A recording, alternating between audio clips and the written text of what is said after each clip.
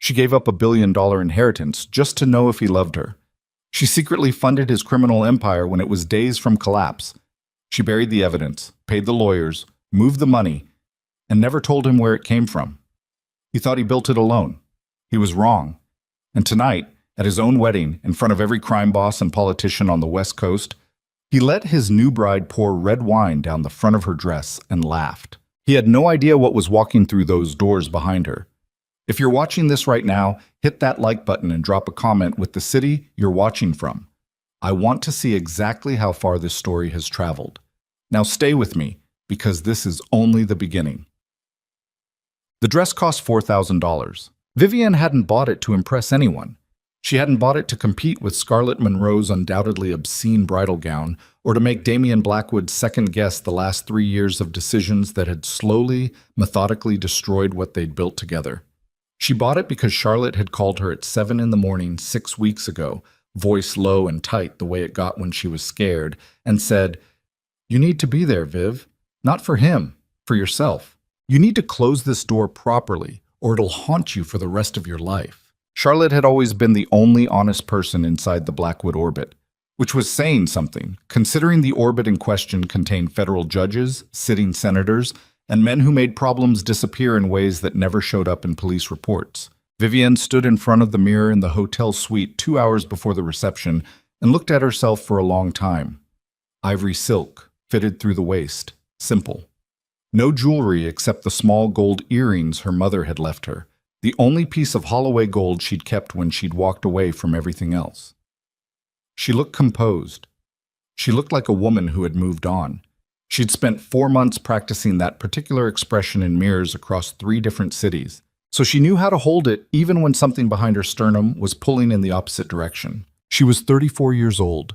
She had walked away from a name that could open any door in America.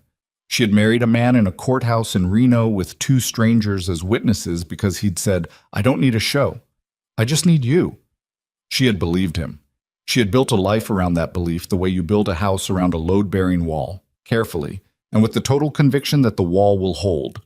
The wall had not held. She picked up her clutch, checked that her phone was silenced, and left the suite without looking in the mirror again. The drive to the Whitmore estate took 40 minutes through the Sierra Nevada foothills, the lake appearing and disappearing through the pine trees as the car climbed. Lake Tahoe in late September had a quality to the light that made everything look slightly unreal. The water too blue, the sky too clear, the mountains too sharp against the horizon. Vivienne watched it through the window and kept her breathing slow and even, the same way she'd learned to breathe through the months after the divorce papers were finalized. One breath, then the next. Don't think about the whole climb, just the next step. The Whitmore estate sat on 12 acres above the lake's western shore. The Whitmore family had owned it for 60 years and rented it, occasionally, to individuals with the right combination of money and discretion.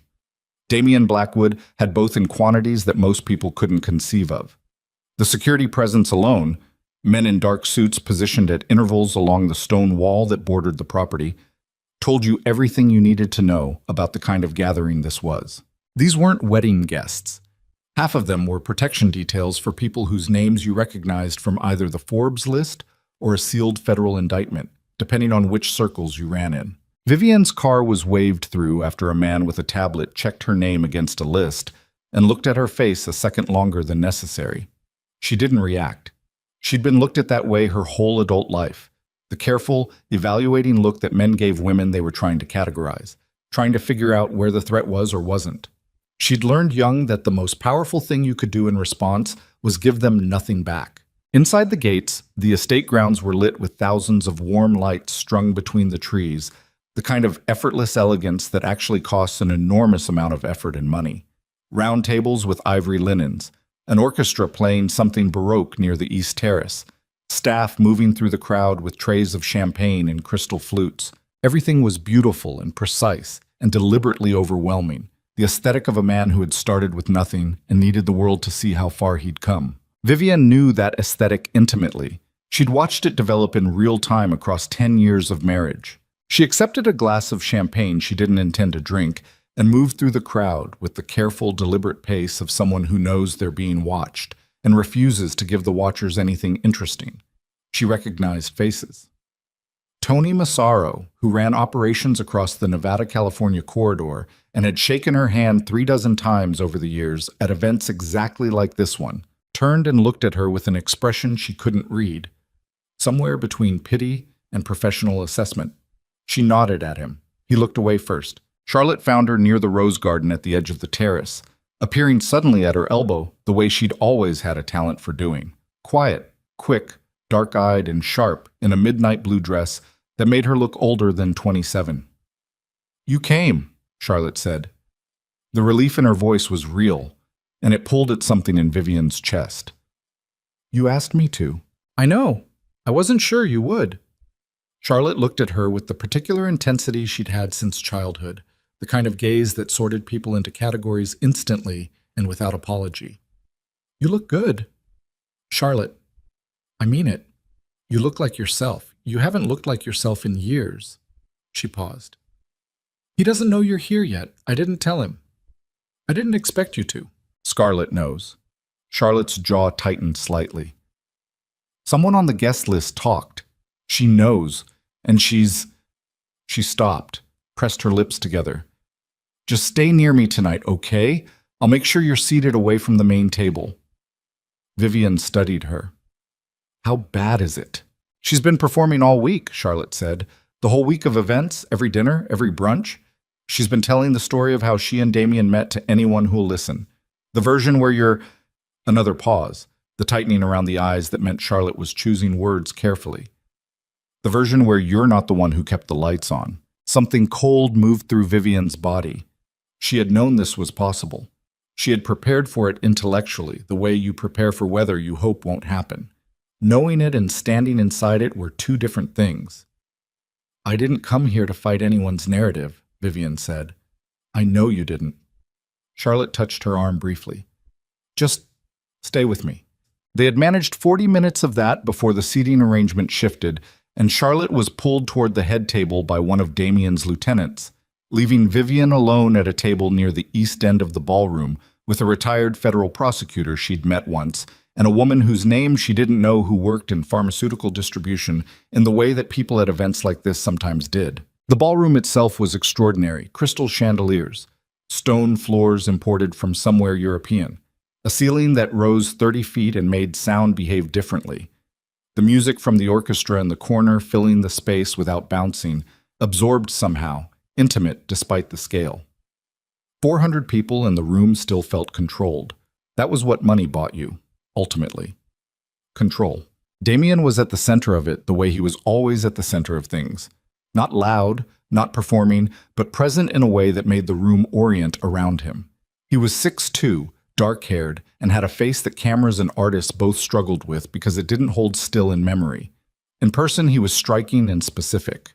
In photographs, he always looked slightly different than you expected, like the camera couldn't quite capture whatever it was that made people stop when he walked into a room. He was 41 now. There were lines around his eyes that hadn't been there 6 years ago. He carried himself differently, a heaviness in the shoulders, deliberate, the posture of a man who had learned that being feared required you to embody it at all times. Vivian watched him work the room from across the ballroom and felt something she hadn't fully expected, the complete absence of longing. What she felt instead was closer to archaeological, the sensation of looking at something you'd once known from the inside and now only recognized from the outside, at a distance, through glass. She had loved him, she was certain of that.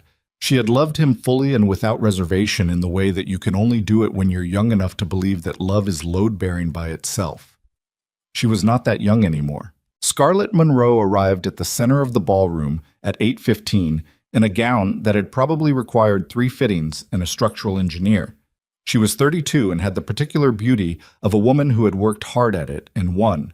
Not the comfortable, incidental beauty that some people were born with, but the built kind. Deliberate and maintained.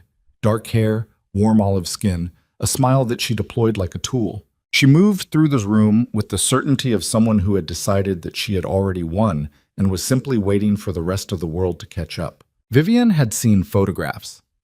Photographs didn't prepare you for the specific quality of Scarlett Monroe's attention when it landed on you. Focused, immediate, and entirely without warmth. It landed on her at 8:22. Vivian felt it before she looked up.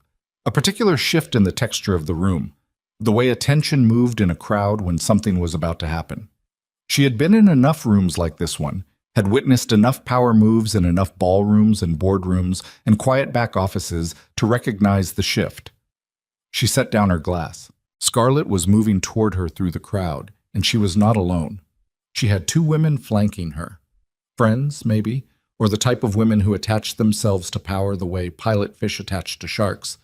And she had a glass of red wine in her right hand, and she was smiling in a way that didn't reach her eyes and never had.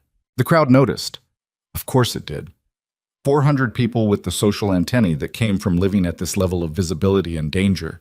They noticed when the bride moved with purpose, and they cleared a subtle, unconscious path the way crowds always did when they sensed something was coming. Vivienne stood up from her chair.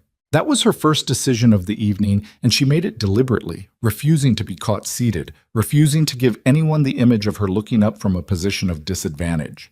She stood, and she held herself steady, and she waited. Scarlett stopped 4 feet away from her. The smile hadn't moved. "Vivienne Holloway," she said, which was wrong. Vivienne had never gone by Holloway while she was with Damien, had been Vivienne Blackwood for 10 years and had returned to her unmarried name, Reyes, which was the name she'd used in that life. The quiet name, the one that had belonged to the woman she'd chosen to be. But the use of Holloway was not an accident. Scarlett Monroe was many things. Careless was not one of them. "Scarlett," Vivienne said, "I'm so glad you could make it." The tone was the social tone, the smooth, public tone that meant nothing and was designed to be overheard. "I wanted you to see this." "I'm here to see Charlotte's brother married," Vivienne said. "Nothing else." "Of course." Scarlett tilted her head slightly. "You know, I've heard so much about you. Damien talks about you quite a bit, actually." The smile sharpened at the edges, in the context of learning from past mistakes. Somewhere in Vivienne's peripheral vision, she was aware of the room's attention consolidating, the particular quality of silence that meant people were straining to hear without appearing to. She kept her voice level. "I hope you two are very happy." "We will be." Scarlett took one step forward. "But first, I want to make sure you understand something." The social tone had dropped away. What was underneath it was harder and colder and more honest. "This is his world. Everything in it belongs to him, and now to me. Whatever story you've been telling yourself about your importance in his life, whatever version you've been holding on to get yourself through the last 3 years, the pause was practiced. Let it go." Vivienne looked at her, not through her, not past her, at her. She had learned this particular form of eye contact from her father, who had used it in boardrooms for 40 years. The gaze that said, "I see exactly what you are doing, and I am not frightened of any of it." "Are you done?" Vivienne said. The silence that followed lasted approximately 2 seconds. Then the red wine hit her. Not splashed. Poured. Deliberate from the glass in Scarlett's right hand, a slow and controlled arc that struck Vivienne on the left shoulder and spread down across the ivory silk in an expanding stain the color of a wound. Cold. The shock of it was mostly physical, the temperature and the wet. And Vivienne felt her breath catch, felt every muscle in her body lock against the instinct to react. Someone in the crowd made a sound. A few someones. The particular inhale of 400 people absorbing something they would be talking about for years. She did not move. She did not look down at the dress. She kept her eyes on Scarlett Monroe's face and held herself completely still while the wine ran down the silk and dripped onto the stone floor, and the room around them became a kind of held breath, a single sustained note of collective disbelief. Then, from across the room, she heard laughter. She knew the laugh. She had spent 10 years learning the specific frequencies of Damien Blackwood's voice. The way it changed when he was managing someone, the way it changed when he was genuinely amused, the way it changed when he was performing for an audience. This was the last one. A short, low laugh that said, "Look how confident I am. Look how untouchable. Look how completely this woman does not matter to me." She turned and looked at him. He was standing at the edge of the main table, 30 feet away, and he was smiling at her in a way that she had never seen on his face in 10 years of marriage.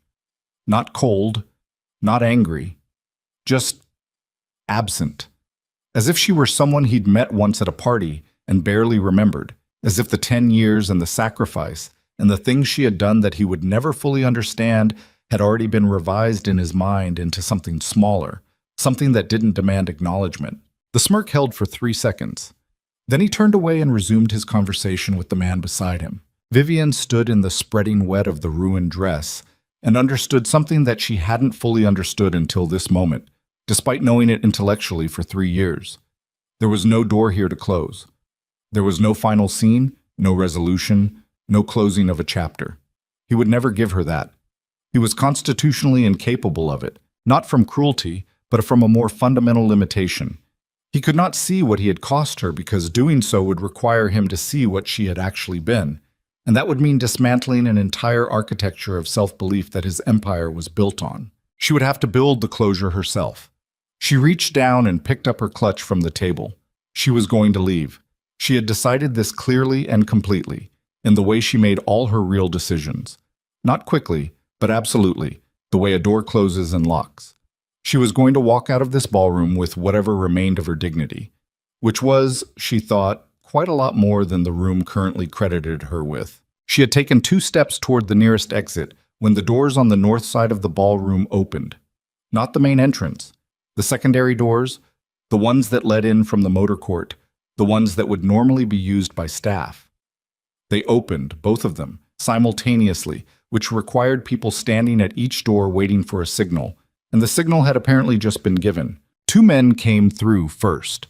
She recognized the type before she registered their faces, the posture, the watchfulness, the particular way that genuinely skilled security personnel moved, which was nothing like the wide stance intimidation posture of the men currently standing along the walls of the Whitmore ballroom. These men moved like water, efficient, present. Their suits were matte black and custom, and not cheap, and they fanned without discussing it into positions that covered every angle of the entrance. Then another man came through the door. He was 72 years old and had the height and bearing of someone who had once been very tall and had decided somewhere around 60 to stop apologizing for it. White hair, precisely kept. A charcoal suit that had probably been made for him by the same tailor for 30 years. A face that photographers and financial journalists had been reproducing in magazines and newspapers since before Vivian was born. William Holloway walked into the ballroom at the Whitmore estate above Lake Tahoe, and the room changed. It changed the way rooms changed when certain people walked into them. Not gradually, but immediately. A single atmospheric shift like pressure dropping before a storm. Vivian had watched this happen her entire childhood, and had never fully gotten used to it. Her father had a quality that she had tried for years to name accurately and had finally settled on: consequence. When William Holloway walked into a space, the space became immediately aware that decisions would be made and the outcomes would matter, and that the man at the center of it had both the information and the will to determine what those outcomes were. Several people at the nearest tables stood up. Not all of them, and not from social grace, from the reflexive response of people who spent their lives assessing power and had just assessed it and found it unexpectedly significant. Toni Massaro stood up. She saw it from across the room, watched the man who had shaken her hand 100 times without ever seeing her properly rise from his chair with an expression that told her he had known, had always known, or suspected, or been told by someone, who she actually was, and had simply never been confronted with the information so directly. William crossed the ballroom floor. He moved without hurry and without performance, which was the only way he ever moved, and the crowd parted in front of him with the same unconscious, instinctive response it had shown for Scarlett Monroe 40 minutes earlier, except that it was different, deeper, more immediate. Scarlett had moved through the room on borrowed power. William Holloway carried his own. He reached her in 20 seconds. He stopped in front of her and looked at the ruined dress, and something moved across his face. Not anger, not yet, but something older and quieter and more dangerous than anger. The particular expression of a man who has just seen his daughter publicly humiliated in a room full of people he could ruin and has decided, calmly, to exercise that option. He took off his jacket. He placed it around her shoulders himself, both hands, straightening the lapels the way he'd done when she was 8 years old, and they were walking into some function together, and he decided at the last minute that she needed his coat. The gesture was so specific and so familiar that something cracked behind her sternum. Hairline, barely there, but real. Then he turned to face Damien Blackwood. The room was completely silent. Damien had gone still at the moment of recognition. She could see it from where she stood. The moment when his brain finished the calculation and the result came back wrong, badly wrong, in a way that restructured everything. The stillness of a man who has just realized that the ground under his empire is not what he thought it was. William looked at him for a moment. Just looked. The way he looked at balance sheets and contracts, and the faces of men across negotiating tables, with the steady, accumulating gaze of someone who had already done the analysis and arrived at the conclusion and was now simply communicating it. "My daughter," William Holloway said, and the room was so quiet that his voice carried easily to every corner of it, "has tolerated enough." Damien Blackwood stared at the man who had just walked into his wedding and felt something he had not felt in a very long time. He felt afraid. But Vivian was already looking away from him. She was looking at her father, at the face that she had spent 8 years avoiding and had missed more than she'd ever admitted to herself. And she was thinking about everything that would have to come next. The conversations, the history that needed to be excavated and sorted and healed, the relationship that had been damaged first by her choices and then by the years she'd stayed away. All of that was real, and it was coming, and it would not be easy. But standing here in a ruined dress, under her father's jacket, in the silence of a room full of people who were only now beginning to understand what they were looking at, she thought, "I can do it. I know how to do hard things. I have always known." What she didn't know, what none of them knew yet, including the man standing 20 feet away with the blood draining slowly from his face, was the full scope of what William Holloway had already set in motion. Not tonight. Not in this room. The machinery had been running for months, and Damien Blackwood was only now hearing it. The silence in that ballroom held for exactly 4 seconds before someone knocked over a champagne glass 2 tables away, and the sound of it breaking on the stone floor was the only thing Vivian would remember clearly from the next several minutes. That small, definitive sound of something beautiful ending. What she would not remember, not until much later, was the look on Damien's face in the moment before he controlled it again. Not anger, not the cold authority he'd spent years perfecting, but something rawer and more animal. The look of a man who has just understood that the woman he dismissed 3 years ago was never the woman he thought she was, and that every wall he'd built his empire on might have been, all along, built on her. The champagne glass finished breaking and the pieces settled on the stone floor, and nobody moved to clean them up. That was the first thing Vivian noticed in the seconds after her father spoke, that the staff, who had been moving through the room all evening with the precise, invisible efficiency of people trained to anticipate every social emergency, had gone completely still. Even they were watching. Even the people whose job it was to keep the machinery of the evening running smoothly had stopped the machinery and were standing with their trays and their napkins and their practiced neutrality, watching William Holloway stand in the center of the Whitmore ballroom with his jacket around his daughter's shoulders and his eyes on Damien Blackwood. 4 seconds of silence, then the broken glass. Then the silence again, because the sound of the glass hadn't broken the silence so much as punctuated it, given it a period, turned it into something grammatically complete. Damien recovered first. That was what men like him did. They recovered. Years of operating in environments where a moment of visible uncertainty could cost you everything had built something in him that functioned almost independently of his actual emotional state, a kind of automatic pilot that engaged the moment the real self needed time to process. His face closed. The something raw that had moved across it in the instant of recognition was gone, locked down, replaced with the particular expression she'd seen him use in rooms exactly like this one. Attentive, controlled, and communicating nothing. He set down his glass. He came around the edge of the table with the measured pace of a man who was not going to appear rushed or rattled for any audience on earth. And the crowd shifted and reformed around him as he moved, everyone finding new positions that gave him a clear line to where William stood, which meant a clear line to where Vivian stood, and she was aware of being looked at from every direction simultaneously, which was not a new sensation, but was a more concentrated version of it than she'd experienced in some time. Damien stopped 6 feet from her father. He looked at William Holloway the way men of similar standing looked at each other when they met unexpectedly on contested ground. Not with hostility exactly, but with the flat, calibrating attention of two people rapidly updating their understanding of the situation. "William," he said. His voice was even. "Good." "Damien." Her father's voice was also even. "Better." "I wasn't aware you were on the guest list." "I wasn't," William said. A beat. The room was holding its breath again, the 400 people with their trained social instincts all arriving at the same conclusion. This was not a conversation with a predetermined outcome. This was live. This was real. Whatever script had been written for this evening had just been replaced. "Then I'll ask you the same question I'd ask anyone who arrived at my event uninvited," Damien said. "What do you want?" William looked at him for a moment with an expression that Vivian recognized from her childhood, the expression that preceded the version of her father that she had spent 20 years being slightly afraid of.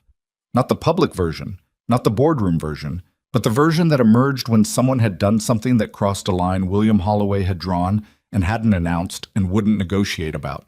"I came for my daughter," William said. "That's all. We're going to leave now." "Then leave," Damien said, still even, still controlled. But something had shifted in him. She could see it in the set of his jaw, the way his weight had redistributed slightly, the micro-adjustments of a man who had processed enough of the situation to understand that he was standing in a problem he didn't yet have the full shape of. "I won't stop you." "I know you won't," William said. He turned to Vivian then, turned his back on Damien Blackwood with a completeness that was its own statement, and looked at her with an expression that she hadn't seen on his face in 8 years. Something open in it, something that cost him to show. "Are you ready?" he said. She was. She had been ready to leave since the wine hit the dress. But she looked at him for a moment, at the face she'd avoided for 8 years, the face she'd called from a payphone in Reno at 2 a.m. after the courthouse wedding to say, "I'm married, and I'm happy, and I'm sorry. I can't tell you more than that," and listen to the silence on the other end that told her he was holding himself together by the same effort she was. And she thought, all the things that need to be said between us. "Yes," she said, "I'm ready." They had reached the north doors when Scarlett Monroe's voice came from behind them, loud enough to carry, pitched with the specific precision of someone who had calculated exactly how much of the room they wanted to reach. "It's interesting," Scarlett said. "Isn't it interesting? How she never once told him who she was, all those years. Never told her own husband that her father was William Holloway." The pause was practiced. What kind of woman hides that from the man she's supposed to love? Vivian stopped.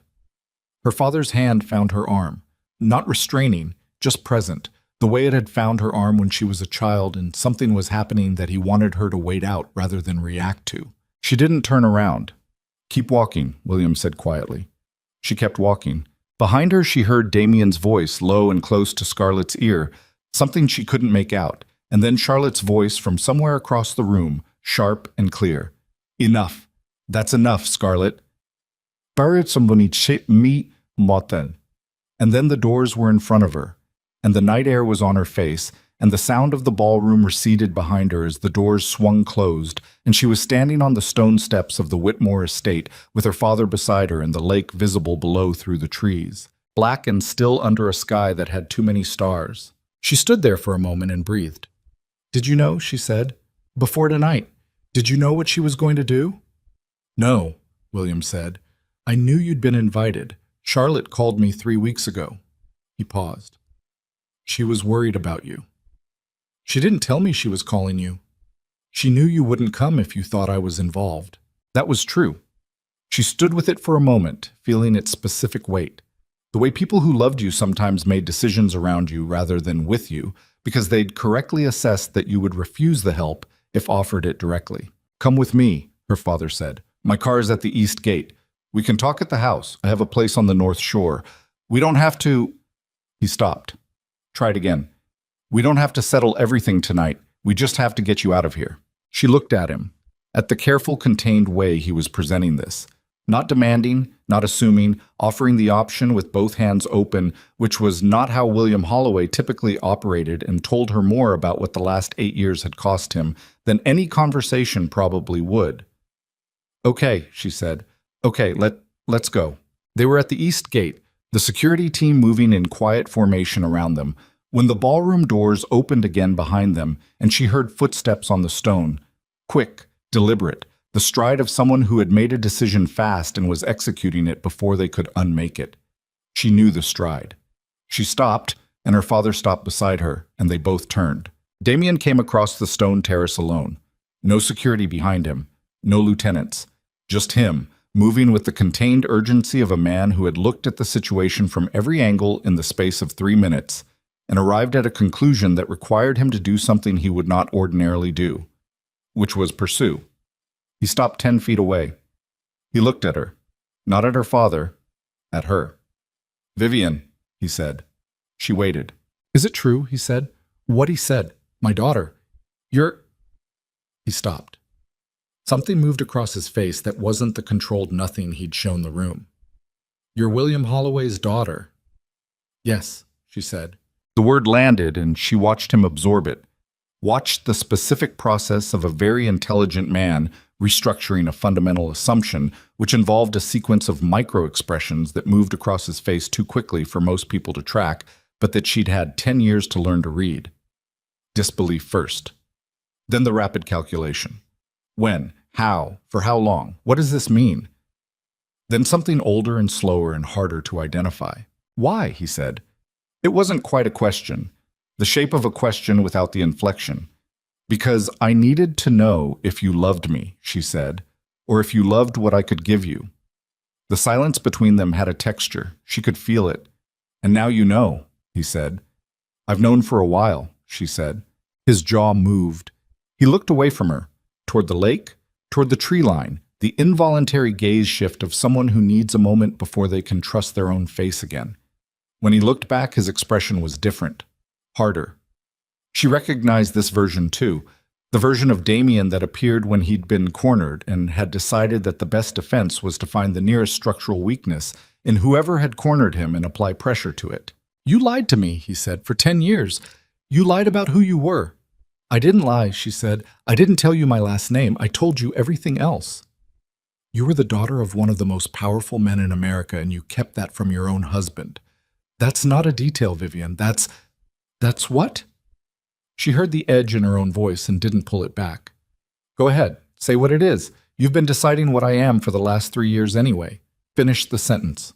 Something flashed in his eyes. "You had no right." "I had every right," she said. "You want to talk about rights, Damien? Let's talk about what you did with the money from the Castellano situation in 2016. Let's talk about the Reno property deal that fell through in 18, the one that cost you $4 million and somehow got covered. Let's talk about Thomas Reyes, the attorney who kept 3 of your men out of federal prison in 2019, the one you've never been able to figure out who retained him." She paused. "Do you want to keep talking about rights?" He stared at her. The lake breeze moved through the trees above them. Somewhere back in the ballroom, the orchestra had started playing again, which struck her as both absurd and exactly right. "That was you," Damien said. Not a question this time. A statement, slow and flat, with the quality of a man watching a map he'd memorized for years reveal new territory he had no markings for. "All of it." "Not all of it," she said. "Most of it." He was quiet for a long moment. When he spoke again, his voice was lower, and the quality of it had changed. The control was still there, but it was covering something different now. Something that she recognized from the early years, from the version of him that existed before the Empire got large enough to replace whatever he'd actually been. "Why didn't you tell me?" he said. After the divorce." "Why not then?" "Because it wasn't about making you grateful," she said. "It was never about that." She turned away from him then, the way her father had turned away from him in the ballroom, with completeness, with the finality of a door closing on something that had already been over for longer than either of them had wanted to admit. "Vivian." She didn't stop. "We're not finished," he said.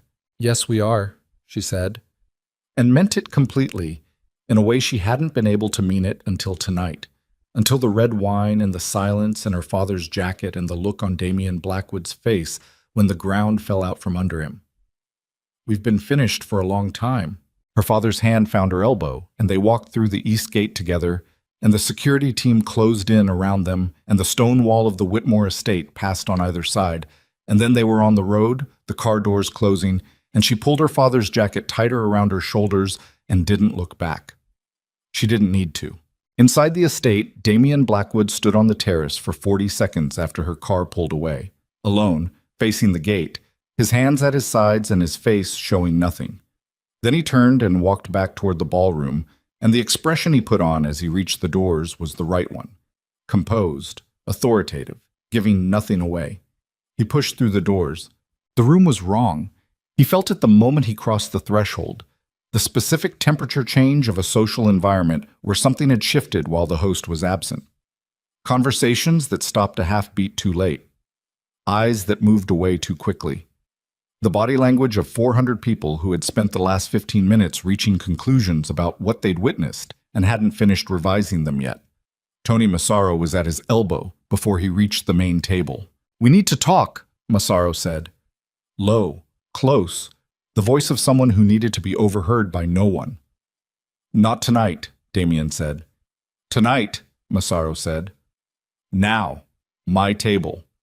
The tone was wrong. Massaro had worked under him for 9 years and had never used that tone. Not demanding, but not deferential either. The tone of someone who had assessed a situation and decided that the normal rules of the hierarchy were temporarily suspended. Damien stopped, looked at him. Massaro's face was careful. "I got a call," he said. "About an hour ago, before Holloway showed up. I didn't know what it meant until just now." He paused. "You need to hear this." 3 tables away, Scarlett was talking with 2 of the wives from the Chicago families, performing the composed and gracious role of woman who is unbothered. But Damien had spent enough years reading rooms to see through the performance. The angle of her shoulders, the way she was holding her champagne flute, the slight over-precision of her gestures that meant she was working harder than she was showing. He looked back at Massaro. "My table," he said. 5 minutes. He crossed the room to Scarlett first. She saw him coming and adjusted her expression, producing the warm, public version of the smile she used for exactly these kinds of moments. He leaned in close enough that the women she'd been talking to couldn't hear. "Everything is fine," he said. "Smile." "I am smiling," she said. "Keep doing it." He pulled back. "I need to handle something." "Damien." 5 minutes. He met her eyes. "I said everything is fine." He moved away before she could answer. Massaro's table was in the northwest corner, slightly removed from the main cluster, and when Damien sat down, the 2 men already there, both from Massaro's operation, both people Damien knew and trusted to a degree that he trusted anyone, rose and moved to positions that gave the table privacy without making the privacy obvious. "Talk," Damien said. Massaro's hands were flat on the table. That was how he sat when he was serious. Hands flat. No fidgeting, the position of someone who wanted their body language to communicate that they were not managing him. "I got a call from Marcus Hale," Massaro said. Damien was quiet for a moment. Marcus Hale ran the investment banking relationship that handled the laundering pipeline for the construction operation, a complex, 3-layer arrangement that had taken 4 years to build and was, as far as Damien had known until approximately this moment, completely secure. "What did he say?" Damien said. "He said he's out." Massaro's eyes were steady. "He said the relationship is over. He said he received a communication this week from someone he wouldn't name, with documentation he wouldn't specify, and that continuing the arrangement would be, his word, catastrophic for his institution." Damien sat with this. "Hale's been with us 7 years, he said. I know. He's never blinked. I know." Massaro paused. He sounded scared, Damien. Not careful scared. Actually scared. The kind of scared that means whoever reached him somewhere that hurt. Outside, he knew, the Whitmore estate grounds were full of his security team, his people, the infrastructure of his operation. Inside this room were representatives of 5 separate organizations, all of whom had come here tonight because the Blackwood name meant something, meant stability, meant power, meant the kind of leadership that didn't crack under pressure. He thought about Vivian Holloway standing on the terrace telling him about the Castellano money, the Reno deal, Thomas Reyes. He thought about all the impossible rescues over 14 years that he had quietly attributed to his own intelligence, his own management, his own capacity to navigate situations that should have destroyed him. He thought about William Holloway walking into the ballroom and the way Massaro had stood up, and 3 other men with him, before anyone else in the room had even fully processed what they were seeing. "How many people got the same call tonight?" Damien said. Massaro's jaw tightened. "That's what I'm trying to figure out," he said. "But Damien—" He stopped, pressed his lips together. "Hale wasn't the first call I got. He was the third." The number landed in Damien's chest like something physical. The third. He sat completely still, the way he'd learned to sit still when the ground was uncertain and movement might accelerate whatever was already in motion. Around them, the wedding reception continued. The orchestra, the champagne, the 400 people who had come to see the coronation of the Blackwood Syndicate's next chapter. "Who else?" he said. "Pacific Rim Shipping pulled their contract with the Nevada Holding Company 2 days ago," Massaro said. "I thought it was a negotiating move. I was going to handle it next week." A pause that held its own specific weight. "And Carver and Associates, the real estate firm running the Sacramento development, I know who Carver is. They notified the project manager this morning that they're dissolving the partnership, full withdrawal. They're returning the investment capital and walking." Massaro looked at him across the table. "All 3 of these happened in the last 72 hours. And tonight William Holloway walks into your wedding." He waited. "Tell me that's a coincidence." The candles in the center of the table had been burning all evening and had melted down to half their original height. Damien watched the flame for a moment. The small, specific attention you gave something when you needed your face to do nothing while your mind did the work. William Holloway had not walked into this room tonight to retrieve his daughter. That was real and it was true. But it was the surface of the thing, the public version, the part designed to be seen. William Holloway had walked into this room because William Holloway wanted him to know, wanted him to see the face connected to what was already happening, already in motion, already... He understood this now with the cold clarity of a man looking at a situation that has been developing for longer than he's been aware of it, already well underway. The question was how long? The question was how much? He pushed back from the table and stood, and Massaro rose with him, and Damien looked across the ballroom at his wedding reception, at the flowers and the crystal and the orchestra and the representatives of 5 crime families who had come to celebrate the permanence and power of everything he'd built, and understood, in a way that moved through him like ice water, that the thing he was looking at might already be a version of itself that was beginning, from the inside, quietly and without announcement, to come apart. Damien Blackwood sat down again. He picked up his champagne glass and held it without drinking and looked at the room with the expression of a man who has just received a terminal diagnosis and is deciding in real time whether to tell anyone. "Get me Reeves," he said. Reeves was his financial operations manager, the man who sat at the center of the web of shell companies and legitimate fronts that made the syndicate's money move cleanly. "Not here. The East Office, the study, 10 minutes. "And the reception?" Massaro said. Damien looked at him. "Keep it running," he said. "Nobody leaves early. I want every family representative in this room until I know what we're dealing with." He paused. "And find out who else got a call tonight." He stood, straightened his jacket, and walked back into his own wedding reception with his face set to a version of composed that cost him more than anything he'd spent all evening. The East Wing study of the Whitmore estate was a wood-paneled room with bookshelves that held books nobody had read and leather furniture that was the color of old tobacco, the kind of room that communicated serious men conduct serious business here without any of the actual seriousness having ever occurred in it. Damien stood at the window that faced the lake and waited for Reeves, and the lake was black and flat and gave him nothing. Reeves arrived in 7 minutes, which told Damien that Massaro had communicated the urgency correctly. Reeves was 56, gray at the temples, and had the careful, precise movements of a man who had spent 30 years handling things that required precision. He closed the study door behind him and stood with his hands at his sides and his face already doing the work of delivering information he didn't want to deliver. "How bad?" Damien said. Reeves crossed to the leather chair across from the window and sat down slowly. That alone told Damien something. Reeves didn't sit unbidden. I've been trying to reach you for 2 days, he said. Your assistant said you were in pre-wedding events and weren't taking... How bad? Damien said again. Reeves looked at his hands for a moment. The Sacramento development is the smallest piece, he said. Pacific Rim is significant but survivable if we move the volume to the Chen arrangement within 60 days. He paused. The Hale relationship is the one that concerns me. Because Hale isn't just a channel, Damien. Hale's institution is where the Meridian accounts sit. Damien turned from the window. All of them? He said. The primary three, Reeves said. The ones we've been building since 2018. The ones we used to absorb the Nevada restructuring. He looked up. If Hale's institution freezes those accounts pending a compliance review, which is what a scared banker does when someone has shown him documentation he's not supposed to have seen, we lose access to approximately $63 million in liquid capital, not permanently, but for long enough.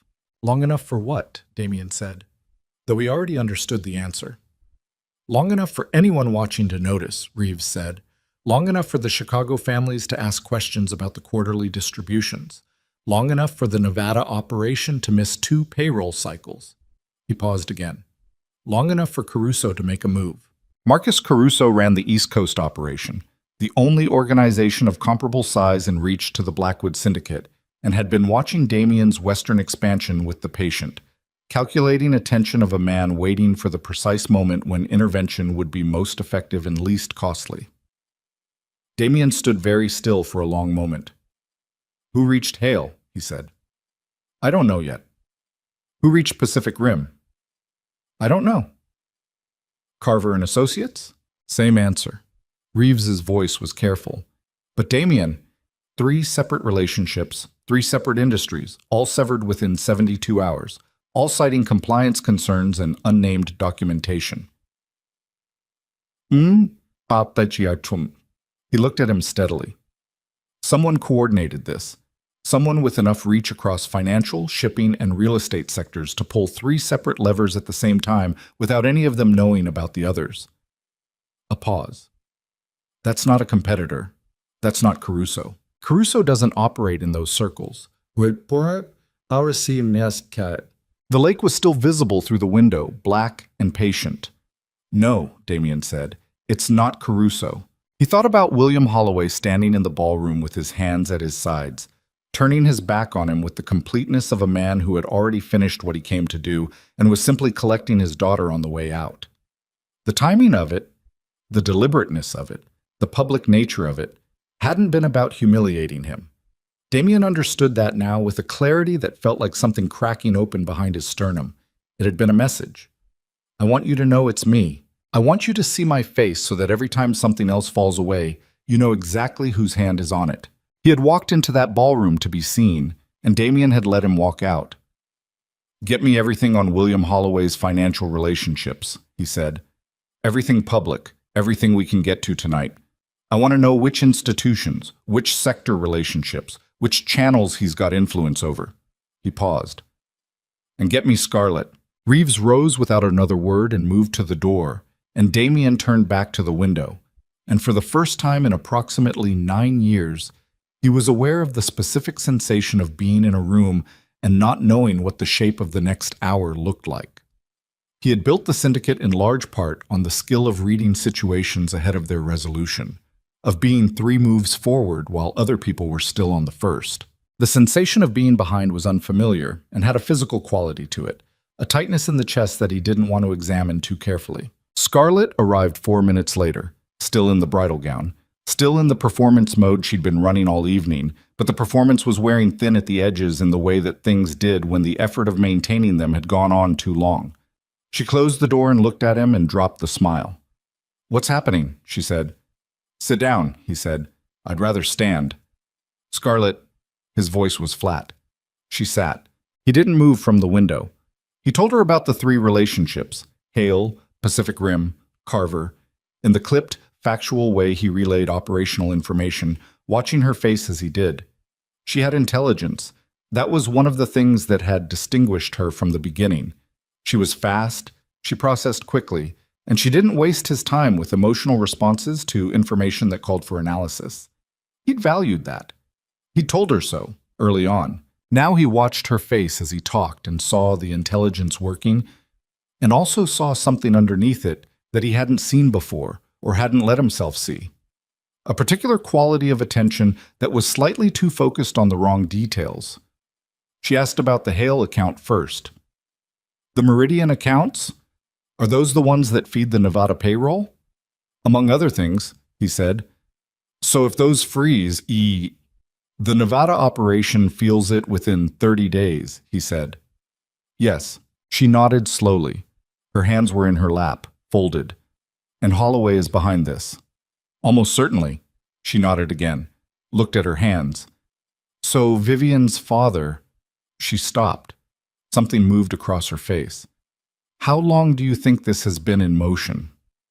Long enough, he said. Months, maybe longer.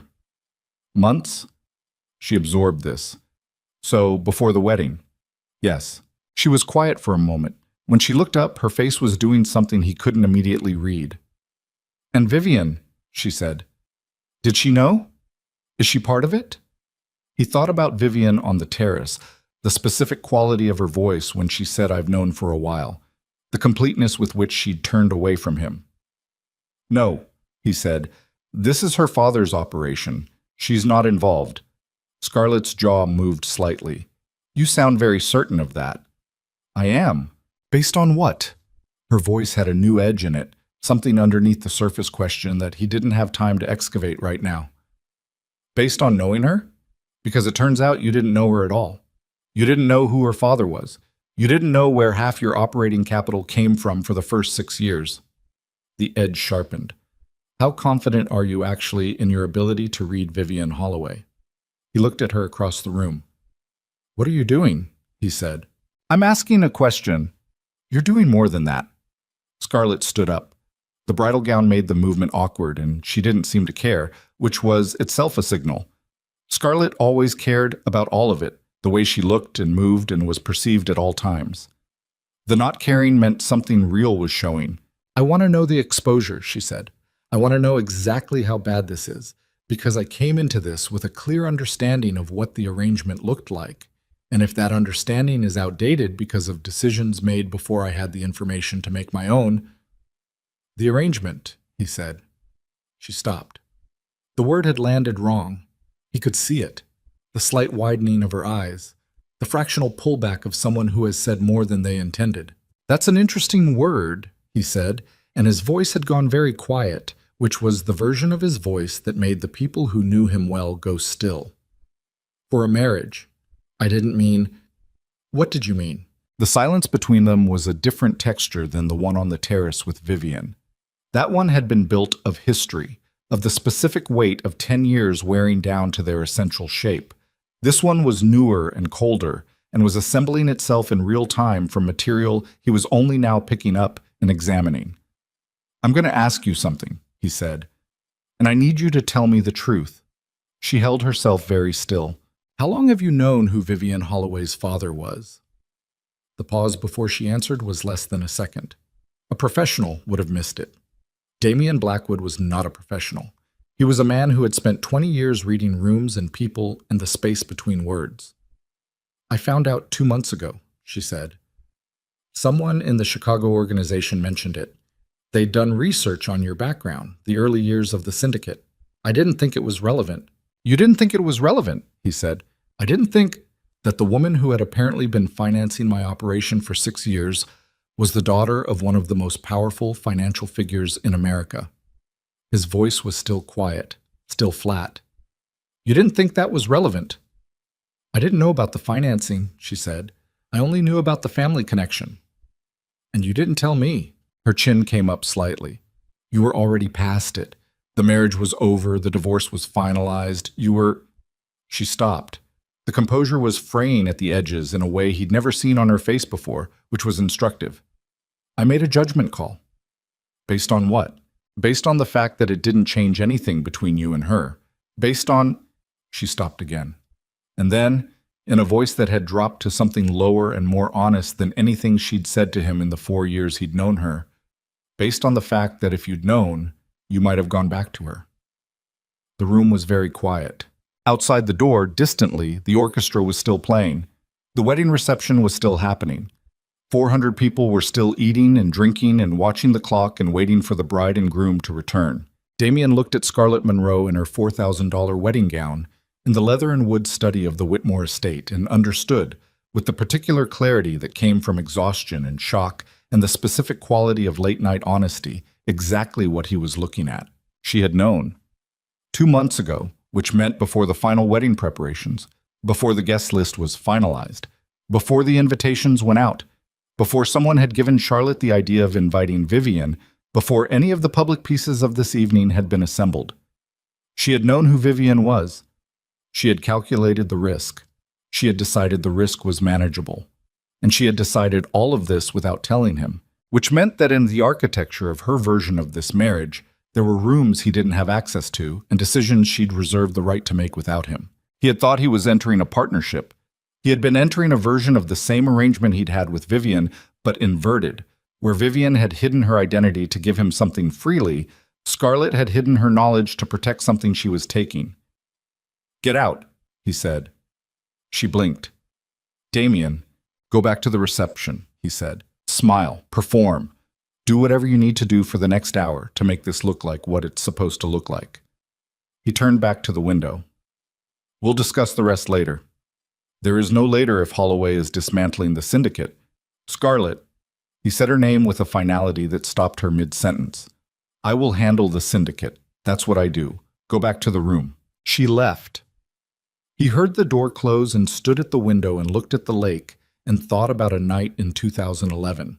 A different lake, smaller, colder, somewhere in Oregon, when his organization had been 3 weeks from collapse and an anonymous wire transfer had appeared in his primary account at 6 in the morning like something out of a story he would have called impossible if someone else had told it to him.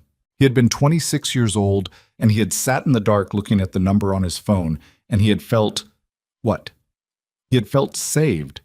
He had felt like the universe had decided he was supposed to keep going and had provided the means. He understood now what the universe had actually been. She had been 22 years old and she had sold her grandmother's jewelry, pieces that were in a trust under a name he'd never known, and wired the money through 3 accounts to an untraceable number and gone home to the apartment in Sacramento where they were living on almost nothing and made coffee and not said a word. He pressed his hand flat against the cold glass of the window. His phone buzzed. Massaro's number. He answered. 5, Massaro said. No preamble. 5 calls total. Hale, Pacific Rim, Carver, and 2 I didn't know about yet. The Portland Storage Facility Network and the law firm that handles the Nevada licensing. A pause. All 5 severed within 72 hours, all 5 citing compliance documentation from an unnamed source. The pause that followed had a weight to it that Massaro's pauses didn't usually carry. And Damien, I just got word from inside. Caruso's people made contact with the Delgado family 20 minutes ago. The Delgado family controlled the Southwest Corridor, the territories that abutted the Blackwood Syndicate's southern edge. They had been allied with the syndicate for 6 years on the basis of the syndicate's demonstrated financial stability and Damien's personal reputation for delivering on commitments. What kind of contact? Damien said.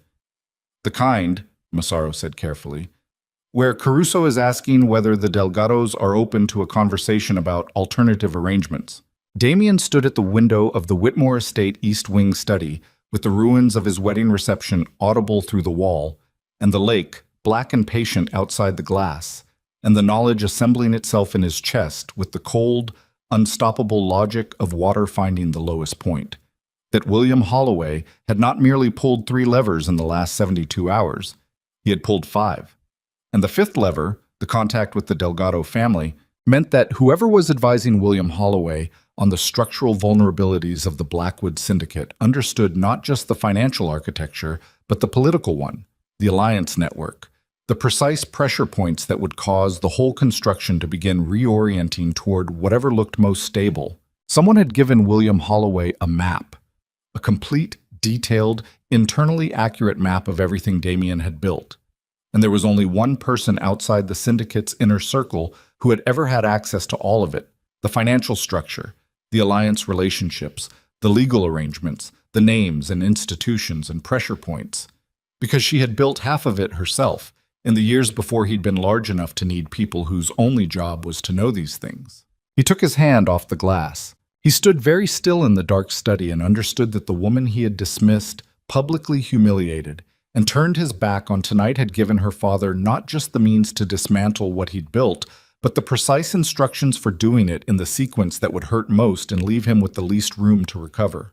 And that she had done this, or allowed it, or enabled it, which amounted to the same thing, with the same quiet, complete, unhesitating thoroughness with which she had done everything else in her life that actually mattered to her. He had been wrong, not about loving her. He understood now, standing in the wreckage of the evening, that the question of whether he had loved her was more complicated than he'd allowed himself to examine, but about the thing that mattered operationally, structurally, in the terms his mind defaulted to when the emotional vocabulary failed him. He had been wrong about who she was, and being wrong about who she was meant he had been wrong about everything that followed from it, the divorce, the decision, the 3 years of believing that what he'd done was survivable because she was survivable, because she was the kind of woman who absorbed damage and endured and moved quietly on without consequence. There was no moving quietly on. There was William Holloway dismantling the financial infrastructure of his empire, one relationship at a time. There was Marcus Caruso circling the Delgado family. There were 5 severed connections in 72 hours with no end to the sequence in sight. There was Scarlett Monroe in the ballroom performing the role of his wife with the specific calculation of a woman who had known things she'd chosen not to tell him. And there was him, standing in a study in the dark, understanding for the first time in 20 years of building things that he had made a mistake so fundamental and so complete that the only question left was whether anything he'd constructed could survive it, and whether he was still the man who knew how to make sure that it did, or whether that man had been walking beside Vivian Holloway for 10 years and he simply hadn't known it until she was gone. He picked up his phone and called Massaro back. "Pull the security detail off the perimeter," he said. "Reassign them to the East Gate and the motor court. I want eyes on every vehicle that leaves in the next 30 minutes. A pause. "And get me a car, not the convoy. 1 car, 2 men I trust. We're leaving in 15 minutes. "The reception," Massaro started. "Is over," Damien said. "As of right now, it's over." He put the phone in his jacket pocket and stood in the dark study for 3 more seconds, which was all he allowed himself, and then he opened the door and walked back into the light. The reception died the way things died when the person at the center of them decided they were finished, not with announcement or drama, but with a shift in energy that moved through the room like a current, table to table, face to face, until 400 people who had come to celebrate were instead locating their coats and their drivers and their own security details and moving toward the exits with the practiced efficiency of people accustomed to events that ended without explanation. Damien moved through it with his face set to nothing and his mind running at a speed that made the room feel slow. He found Charlotte near the terrace doors, standing apart from the remaining guests with a glass of water she wasn't drinking and an expression that told him she'd been waiting for him to find her. He stopped in front of her. "You knew," he said. Charlotte looked at him steadily. She had their mother's eyes, dark, direct, the kind that didn't deflect. "I knew she deserved better than what you gave her," she said. "That's all I acted on." "You invited her here tonight knowing what would happen." "I invited her here tonight knowing what you would do," Charlotte said. "I didn't know about Scarlett and the wine. I didn't know about William," she paused. "And I didn't know about the accounts or the shipping contracts or any of the rest of it. That's not mine, Damien. That's yours." "You could have warned me." "About what? That you humiliated a woman who spent 10 years keeping your organization alive?" Her voice was quiet, but it had an edge in it that he recognized. The Charlotte voice, the one she'd used on him since childhood when he'd done something she'd decided crossed a line. "I love you. You're my brother, but you earned tonight." He looked at her for a long moment. There were things he could say to that, and none of them were things he was prepared to say in the middle of the Whitmore ballroom with the ruins of his wedding reception around them. "I need to know something," he said, "and I need you to tell me the truth." She waited. Did Vivian know about her father's plan? The financial operation? The Hale accounts? The shipping contracts? Did she know what William was going to do? Charlotte's expression shifted. Something moved across it that was more complex than a simple answer, and the complexity of it told him more than the words that followed. She knew he was angry, Charlotte said carefully. She's known that for months. She told me he'd made some calls, that he was involved in some way in what happened after the divorce. But the scope of it? She shook her head slightly. Vivian doesn't operate like that, Damien. You know that. She doesn't build weapons and aim them. That's not who she is. But she gave him the map, he said. Whether she meant to or not, she knew where everything was. Charlotte was quiet for a moment. She was his daughter for 34 years before she was your wife, she said finally. She talked to her father. After the divorce, she talked to him. What he did with what she told him is on him. A pause. And what you did that made the divorce necessary is on you. He left her there. The car was waiting at the east gate, black, unmarked, 2 men in front who had been with him for 11 years and had the particular quality of absolute loyalty that was worth more than intelligence in the kind of situation he was now managing. He got in the back, and they pulled away from the Whitmore estate and onto the road that curved down through the pines toward the lake highway. And Damien sat in his dark back seat and let the motion of the car do the work of the next 60 seconds while his mind finished the calculation. He needed Vivian, not in the way he'd needed her before, not the slow, unacknowledged structural dependence that he understood now had propped up the first decade of his empire. He needed to talk to her. He needed to sit across from her and have the conversation that the last 10 years had been building toward, and that he'd spent the last 3 years actively avoiding, because having it would require him to look directly at things he'd been keeping in his peripheral vision. He needed to know how much William had and how far the operation extended, and whether there was any version of the next 6 months that didn't end with the syndicate's financial foundation eroded past the point of reconstruction. He needed to know if she'd help him. He already knew the answer to that. He knew it clearly and without illusion.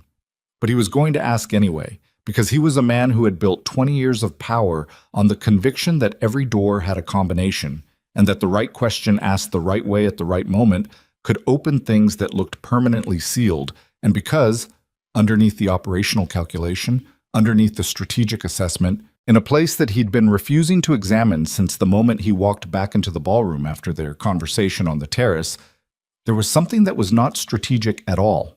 He pulled out his phone and called a number he'd kept in his contacts for 3 years without using. It rang 4 times. Then her voice, cautious and flat. "Damien, I need to see you," he said. The pause was exactly as long as he expected. "No," she said. "Vivian, I'm with my father," she said. "We're—" A sound in the background, a voice, William's. She said something he couldn't hear with the phone partially covered. Then she was back. "Whatever you need to say it now, not on the phone." "Then it doesn't get said tonight." He looked out the window at the pine trees moving past in the dark. 5 connections severed in 72 hours, he said. Hale, Pacific Rim, Carver, the Portland Network, and Greer's firm. He paused. "How many more are there?" Silence. "Vivian, I don't know what you're talking about," she said. "Yes, you do," he said. Not accusatory, flat, the voice he used when he was being precise. "You know your father. You know how he operates, and whether or not you told him where to push, you know the shape of what he's doing." He paused. "How many more?" Another silence, longer this time. He heard her breathing, slow, controlled, the breathing of someone making a decision. "Go home, Damien," she said. "Whatever's happening with your organization, that's your problem to solve. I can't help you with that." "Can't or won't?" "Both," she said, and ended the call. He sat with the dead phone in his hand for 30 seconds. Then he said to the driver, "Change of direction. Take me to the North Shore." The driver's eyes moved to the rearview mirror. "Sir." "William Holloway has a property on the North Shore," Damien said. "Find it." The property was not difficult to locate. William Holloway's Lake Tahoe residence was in the county property records under a holding company name that took Massaro's researcher 12 minutes to trace while Damien's car navigated the North Shore Highway. It was a low, modernist structure set back from the water behind a stand of aspens, lit from within, with 2 vehicles visible in the motor court and the silhouettes of William's security team visible at intervals along the property boundary. The security team saw his car before it stopped. Of course they did. They were better than his. He got out anyway. One of William's men was at the vehicle before Damien's door was fully open. Professional, close, not touching but positioned to touch. "Private property," the man said. "I know," Damien said. "Tell Mr. Holloway that Damien Blackwood is outside and would like 5 minutes." The man studied him with the flat, assessing gaze of someone whose job it was to evaluate threats. "Wait here," he said. He waited. The aspen leaves moved in the night wind off the lake, silver gray in the darkness. His 2 men had gotten out of the car and were standing at the rear bumper with the patient stillness of people who had done this before and knew how it went. 4 minutes later, the front door of the house opened. Not William. Vivian. She came down the stone path through the aspens in the same ruined dress, his jacket still around her shoulders, and stopped 10 feet from him with her arms crossed, and her face doing the thing it did when she was trying to keep herself contained, the slight tightening around the eyes, the jaw that was set a degree harder than it naturally sat. She looked exhausted and furious, and something else that he couldn't name cleanly. "I told you no," she said. "I know," he said. "I came anyway. That's not a quality I find charming anymore." "I'm not trying to be charming," he said. "I'm trying to—" He stopped, restarted. "I need to know how far it goes, Vivian. I need to know what your father has and what he's going to do with it and how much time I have before—" "Before what?" she said. "Before the empire collapses? Before the men who've been profiting from the Blackwood Syndicate for 20 years decide to find a more stable arrangement?" Something hard moved through her voice. "That's your problem to solve." "You gave him the information," he said. "I talked to my father," she said. "Over the last 3 years, I had conversations with my father in which I was honest about what my marriage had actually cost me and what the last 10 years had actually looked like. If he did something with what I told him, that is between him and his own conscience." "You knew he would." "I don't know what you're talking about." "Vivian." His voice dropped. The flatness was gone from it, and what was underneath was something raw and less managed, the voice of a man who had spent the last 3 hours dismantling the version of reality he'd been living in. "Stop. Just stop performing for a minute. I'm not recording this. I'm not building a case against you. I'm standing in your father's driveway at midnight asking you to talk to me the way we used to talk." Something shifted in her face. Not softening exactly, more like a layer coming down. "The way we used to talk," she said, and the edge in her voice was different now, older, with a specific weight behind it. "You mean before you stopped listening?" He didn't answer that. "How many more connections?" he said. She looked at him for a long moment. The aspen leaves moved. The lake was audible from here, a low, continuous sound that underscored the silence between them. "You want the honest answer?" she said. "Yes." "More than you can recover from quickly," she said. "He's been working this for 7 months, Damien. He didn't do it to destroy you. He did it to make it cost." She paused. "There's a difference." "What's the difference?" "Destruction is fast," she said. "This isn't fast. This is pressure. Sustained, targeted, on every legitimate relationship the syndicate depends on for its public face. Your illegal operations are untouched. Your people are fine. But the clean money, the fronts, the relationships that let you move in legitimate spaces—" She stopped. "Those are going to keep going away, one at a time, until you can't operate the way you've been operating." He absorbed this. "How long?" "I don't know the full plan," she said. "I genuinely don't. He wouldn't tell me the details because he knew I'd— He protected me from knowing too much." A pause. "He's my father. He was angry on my behalf. What he did with that anger is his." "Can you stop it?" Damien said. The silence that followed had a specific quality. Not the silence of someone considering, but the silence of someone who already knew the answer and was deciding whether to share it. "Yes," she said finally. "Probably. He'd listen to me." She paused. "He's always listened to me. That's never been the problem." "Then, don't," she said. The word was quiet and absolute. "Don't ask me that. Don't stand in my father's driveway after tonight and ask me to protect you again." He looked at her. I protected you for 10 years, she said, and her voice didn't break, but there was something in it that had been compressed under enormous pressure for a very long time and was now extremely close to the surface. I sold things I can't replace. I moved money through channels that could have destroyed me. I sat across from Thomas Reyes for 6 hours while he worked out how to keep 3 of your men out of federal prison. And I never told you, never asked for anything in return. Never. She stopped, pressed her lips together. When she spoke again, her voice was lower. I did all of that because I believed in what we were building, not the syndicate, us. I believed in us. She looked at him steadily, and you let her pour wine on my dress and laughed. The words landed in his chest like something physical and settled there, and he didn't try to manage the sensation. I know, he said. Don't say you know, she said. Don't. I know, he said again. I'm not asking you to forgive it. I'm not asking you to. He stopped, tried again. I'm asking for 5 more minutes, that's all. 5 minutes to tell me what I need to know to survive the next 60 days, and then I'll go. And if I say no, he looked at her. Then I'll go anyway, he said. I'll figure it out without you, the way I should have been doing all along, apparently. A pause. But I don't think you want to watch me fail, Vivian. Even now, I don't think that's who you are. She stared at him. The night air moved between them, cold off the lake, carrying the smell of pine and water. Then the front door of the house opened again, and William Holloway came down the stone path, moving with the unhurried certainty of a man on his own property who has already decided how the next several minutes will go, and stopped beside his daughter and looked at Damian Blackwood with an expression that was not hostile and not warm, and communicated with perfect clarity that he was looking at a man whose position he had already fully assessed. Mr. Blackwood, William said. Mr. Holloway, Damian said. My daughter told you no on the phone, William said. She did. And you came anyway. I did. William looked at him for a moment with the steady, accumulating gaze that Damian now understood he'd witnessed once before tonight and hadn't fully read. I respect persistence, William said. In the right context, it's the most valuable quality a person can have.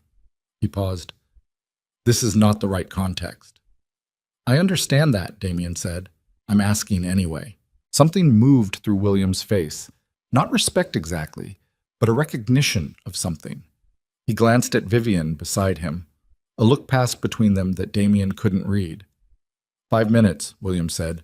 Inside. Damian followed them up the stone path through the aspens and into the house, which was clean and spare and smelled of wood smoke. And William led him through to a sitting room with a fire going and 4 chairs arranged in a way that said this room had been used recently for a long conversation. And Damian sat in the chair William indicated, and Vivian sat across from him, and William remained standing near the fireplace with his hands behind his back. There are 11 more relationships on my list, William said without preamble.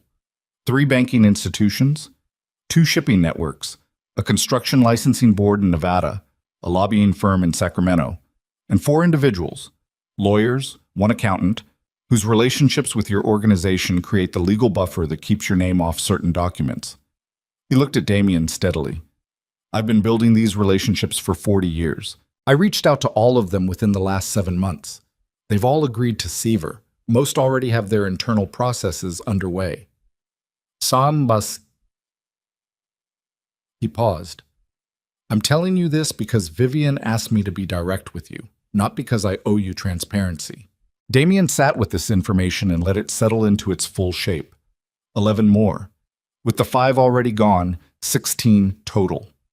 The architecture of the syndicate's legitimate surface, the legal and financial scaffolding that allowed the actual operation to function without continuous exposure, systematically, methodically, with the patience of a man who had been doing this kind of work for 4 decades and knew exactly how long it took for each connection to fail cleanly. What do you want? Damian said. William looked at him. Nothing from you? William said. I want nothing from you. I'm not interested in your money or your organization or your cooperation or your acknowledgement of anything. He paused. I am a father. My daughter spent 8 years away from me because she chose to love you. She spent 10 years of her life building something with you that you discarded, and then you stood in a ballroom and laughed. His voice was perfectly level. had been perfectly level throughout. That was somehow worse than anger. I'm not interested in a negotiation. I'm interested in consequence. Then why let me in? Damien said. Why 5 minutes? The question went to Vivian, not William. He was looking at her when he said it, and she was looking back, and the fire moved in the grate, and the lake was audible outside. Vivian was quiet for a moment. Her hands were in her lap. The ruined dress was still on her, the stain dried now to a darker color, and his jacket was still around her shoulders, and she looked like someone who had been through something and had come out the other side of it and was still deciding what the other side looked like. Because I needed to see your face, she said quietly, when you understood the full scope of it. I needed to see whether you'd come here angry or desperate or... She stopped. You came here without your security team, without your lawyers. You came to my father's door at midnight and asked to talk. She looked at him steadily. That's the version of you I believed in, 10 years ago. The one that didn't need an army to walk into a hard room. Something tightened in his chest. Vivian, he said. Don't, she said. I'm not. She stopped, pressed her lips together. When she looked at him again, her eyes were dry and her voice was level, and what was in her face was not forgiveness and not cruelty, but something that occupied the difficult territory between them. I need to ask you something, and I need you to answer it honestly, not strategically, not the version you'd give Massaro or your lawyers.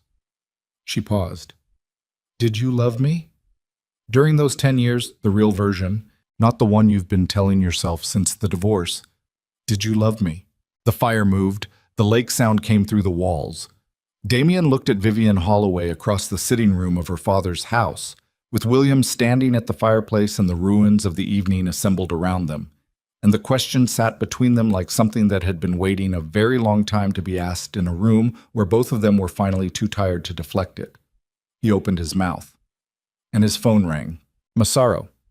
The ringtone he'd assigned to emergency contact, the one that meant right now, not in a minute, right now. He looked at the screen, looked at Vivian. Her expression had closed slightly, the careful neutrality reassembling over whatever had been there a moment before. He answered. Talk, he said. Massaro's voice was tight in a way Damien had heard only twice before in 11 years. Caruso's people aren't just talking to Delgado, Massaro said. They moved. 20 minutes ago, a crew from the East Coast operation hit the Nevada warehouse, the primary storage facility. Damien, a pause that contained something he couldn't immediately name. They took the Meridian documents. The Meridian documents were not financial records. They were not account numbers or transaction logs.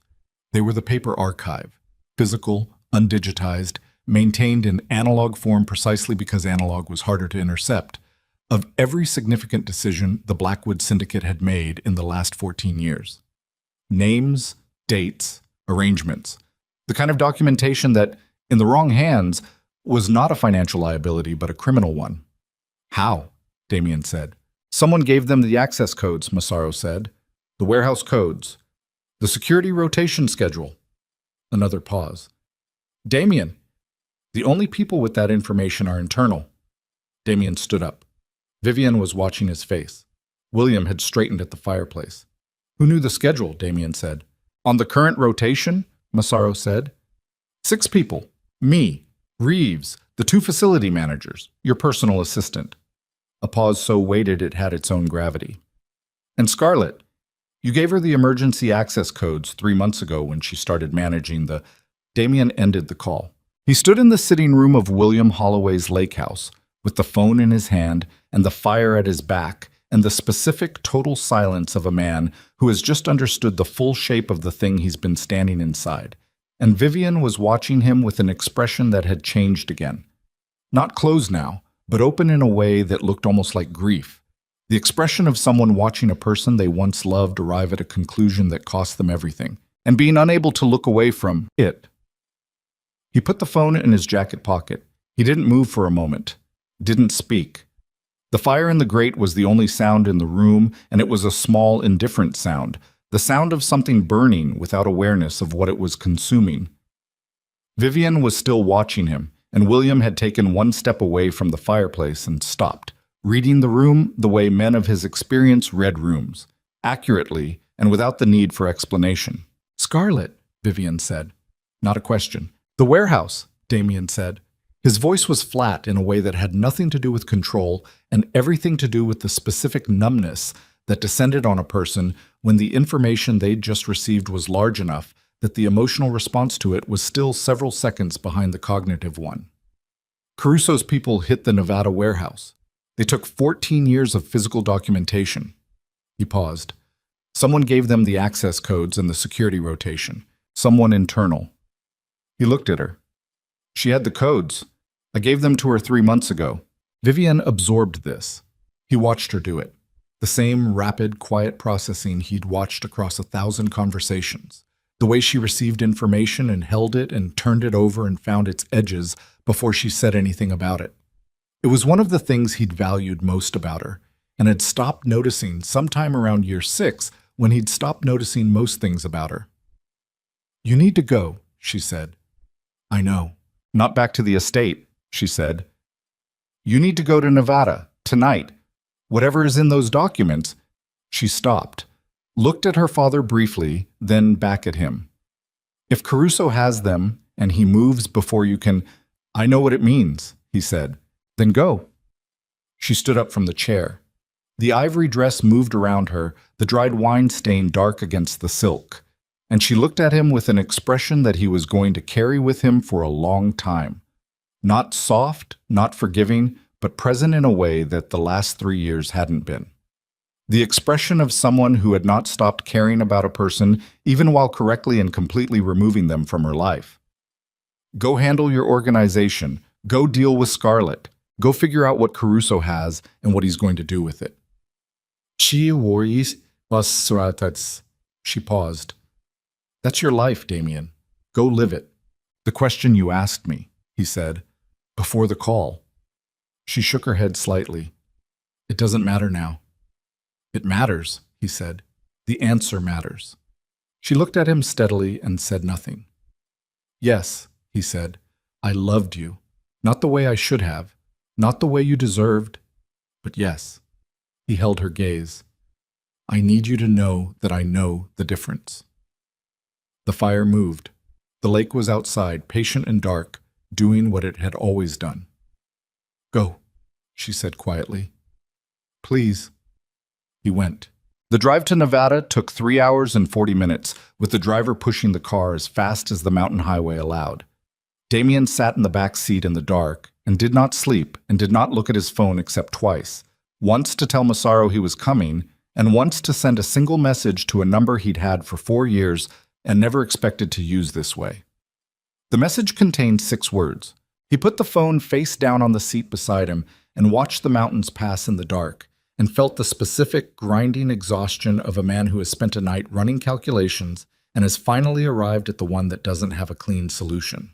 Massaro met him at the warehouse at 4:17 in the morning. The facility was a nondescript commercial building in an industrial area outside Henderson.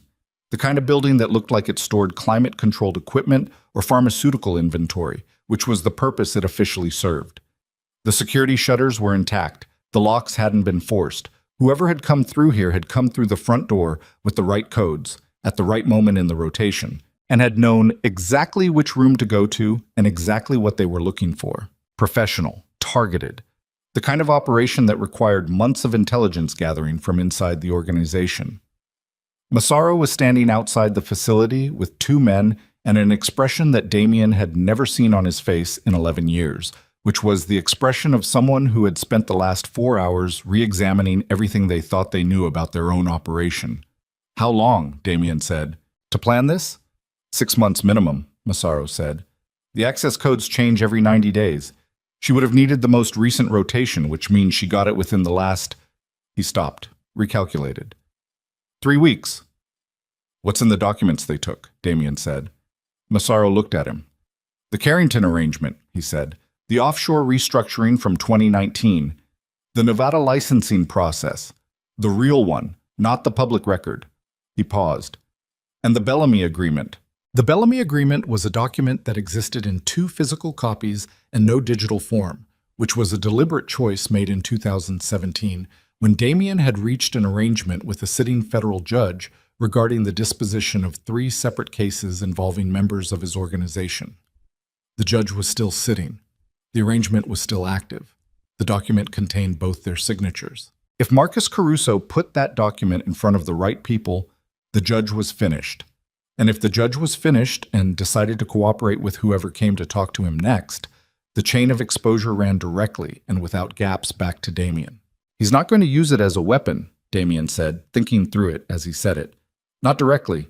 That's not what this is. He looked at the facility. He's going to hold it. He's going to use it as leverage to renegotiate the Western territories. He wants the corridor, not the conviction. He paused.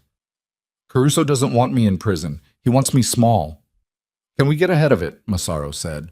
Maybe, Damien said. Depends on how fast he moves and how much noise we're willing to make. He looked at Massaro steadily. And it depends on Scarlett. Massaro said nothing. Where is she? Damien said. Still at the estate as far as I know, Massaro said. She hasn't tried to leave. Your people are still on the property. Damien thought about this. Thought about Scarlett Monroe in the leather and wood study, in the bridal gown, telling him she'd known about Vivian's identity for 2 months and had made a judgment call. Thought about the specific quality of her attention when he'd told her about the severed connections, the way she'd focused on the Meridian accounts, the Nevada payroll, the details a woman worried about her new husband's business would focus on, yes, but also the details a woman feeding information to a competing operation would want confirmed. He thought about when it had started, tried to build the timeline backward from what he now knew, the way you built any structure, starting from the foundation, looking for the load-bearing points, 6 months minimum for the warehouse operation, which put the beginning of it at approximately the time Caruso had made his first contact with the Western families. The contact Damien had heard about through Massaro and assessed as exploratory rather than operational. He had assessed wrong. Get me in front of her, he said. Not the estate, somewhere neutral. She's not going to admit to anything, Massaro said. I know, Damien said. I don't need her to admit. I need her to understand what I know, and I need to see her face when she understands it, because that'll tell me how deep it goes and whether there's anything left of the operation that hasn't been compromised. He paused. And then I need to make a decision about what comes next. Massaro looked at him carefully. What kind of decision? Damien looked back at the warehouse facility in the gray pre-dawn light. The kind I should have made about several things a long time ago, he said. They brought Scarlett to a hotel conference room in Henderson at 7 in the morning. She arrived in different clothes. Someone had brought a bag from the estate, and she was composed in the way that she was always composed, the performance running at full power even now, even here, which told Damien something about how she'd decided to play this. She sat across the conference table from him, with her hands folded and her face arranged in the expression of a woman who has been treated unfairly and is maintaining her dignity under the pressure of it. She was very good. He had always known she was very good. He'd valued it once. You should have a lawyer present, she said. I don't need one for this conversation, he said. Neither do you. Not yet. He looked at her. I'm going to tell you what I know. And then I'm going to ask you one question. And I'd like you to answer it honestly, not because honesty is going to change the situation, but because I'd like to know, before this is over, whether there was ever a version of the last 4 years that was real. She held his gaze. Something moved behind her eyes. The first real thing he'd seen there in several hours. Tell me what you think you know, she said. Caruso approached you, he said. I think it was before we got engaged. I think the engagement was part of it, giving you access to operational information you wouldn't have had otherwise. The access codes, the security rotations, the facility locations. He paused. I don't think you planned it that way from the beginning.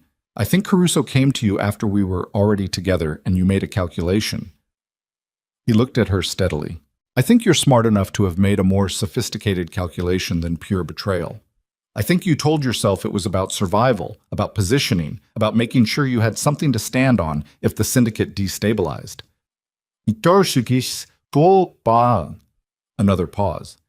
And then William Holloway started dismantling the financial structure, and the syndicate started looking exactly as unstable as Caruso had told you it eventually would, and the calculation stopped being theoretical. Scarlett looked at him across the table. The composure had a hairline fracture in it now, barely visible. The kind of thing you only saw if you'd been watching someone's face carefully for years. The question, she said. You said one question. Was any of it real? He said. The silence lasted long enough that the air conditioning in the conference room cycled on and off. Yes, she said, and her voice, for the first time since he'd met her, had nothing performed in it at all. Just the word, bear, dropped onto the table between them. Not all of it, but yes, some of it. He looked at her. That's something, he said. Then, you should call your lawyer.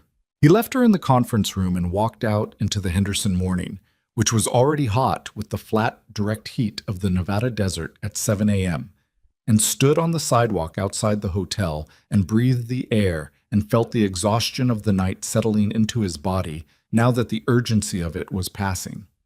Massaro was behind him. Caruso, Damien said.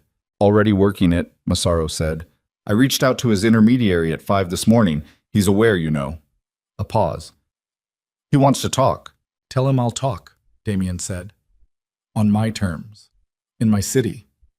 He paused. And tell him the Bellamy document is not leverage because Judge Bellamy and I have already had a conversation about contingency arrangements that make the document irrelevant. This was not yet true.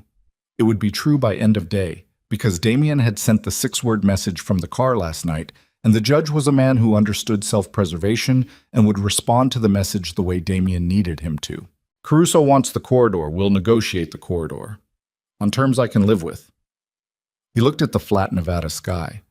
Not because I'm beaten, because holding the corridor isn't worth what defending it's going to cost. That's not how you've operated, Massaro said carefully. No, Damien said. It's not. He was quiet for a moment. Get me a flight to Reno. I need to sleep for 4 hours and then I have a call to make. The call he made was to William Holloway's personal number from his hotel room in Reno with the curtains closed against the afternoon light. It rang twice. Mr. Blackwood, William said. I'm not calling to negotiate, Damien said. I'm not calling to ask you to stop. I understand what you're doing, and I understand why, and I'm not going to ask you to see it differently. He paused. I'm calling to tell you that I know what your daughter did for my organization, the full scope of it, not the pieces I understood when she told me about them last night. The complete picture, which I've been building since 3 o'clock this morning. He stopped. I know what she sold. I know what she moved and through which accounts and how she covered the trail. I know what Thomas Reyes actually cost and how she structured the payment. He held the phone against his ear. I know that without what she did in the first 6 years, there is no Blackwood Syndicate. There is no organization for Caruso to circle or for you to dismantle. There is nothing. He paused. I should have known sooner. I should have seen it. I didn't. And I don't have a sufficient explanation for that except that I stopped looking at her. And when you stop looking at someone clearly, you stop seeing what they're actually doing. William was quiet for a moment. When he spoke, his voice was the same level, measured instrument it had been all night. Why are you telling me this? Because she deserves to hear that someone finally did the full accounting, Damien said. And I can't tell her myself. Not right now. Not in a way she'd be able to receive. He paused. Will you tell her? A silence. Yes, William said. Thank you, Damien said, and meant it, in the specific, precise way that he meant the few things he said without any operational component, simply and without expectation. He ended the call and lay back on the hotel bed and looked at the ceiling and slept for the first time in 22 hours. The months that followed were not clean. The negotiation with Caruso took 11 weeks and produced an agreement that ceded 2 territories and cost the syndicate 30% of its western reach. It was survivable. Damien made it survivable by making decisions he would not have made a year earlier, faster, less proud, more focused on the functional core of what he'd built, and less on the size of it. Massaro stayed. Reeves rebuilt the financial architecture around a smaller, cleaner structure with fewer lateral dependencies and more redundancy. The Bellamy arrangement was retired, carefully, through a process that cost Damien a significant personal relationship and a large sum of money, but produced a clean outcome. Scarlett Monroe retained counsel and reached an agreement with Damien's legal team that involved a settlement, a non-disclosure arrangement, and a clean separation from everything connected to the Blackwood name. She moved to Miami. He did not hear from her again. He did not expect to. Charlotte called him in November, 3 months after the wedding that hadn't quite been a wedding, from somewhere that sounded like it had wind and open space in the background. "I'm in Montana," she said, "with Vivian. She's doing an equestrian event this weekend at a gala up here." A pause. "She's good, Damien. She looks like herself." "I know," he said. He'd had the accounting done, the full one, and had sent the documentation of it. Everything he'd been able to reconstruct of what Vivian had contributed to the syndicate across 10 years, valued at current rates, structured as a legal finding rather than a personal communication. To William Holloway's attorneys with a cover letter that said the information was for Vivian's records, and that no response was expected or requested. He had not heard back. He had not expected to. "Are you coming?" Charlotte said. "No," he said. "Damien, she doesn't need me there," he said. "She's fine. You said so." He paused. "Let her be fine." Charlotte was quiet for a moment. "You sound different," she said. "I am different," he said. The equestrian gala in Montana was held on the third weekend of October, on a ranch outside Billings that had been hosting the event for 20 years. The sky was the specific blue of high-altitude autumn, cloudless and deep, and the air had the dry, pine-edged cold of the northern Rockies in the first days of real fall. Vivian had been riding since she was 7 years old. Her father had put her on a horse almost before she could walk, and she moved with the particular ease of someone doing something their body had known longer than their adult self could remember. She won the individual event on Saturday morning.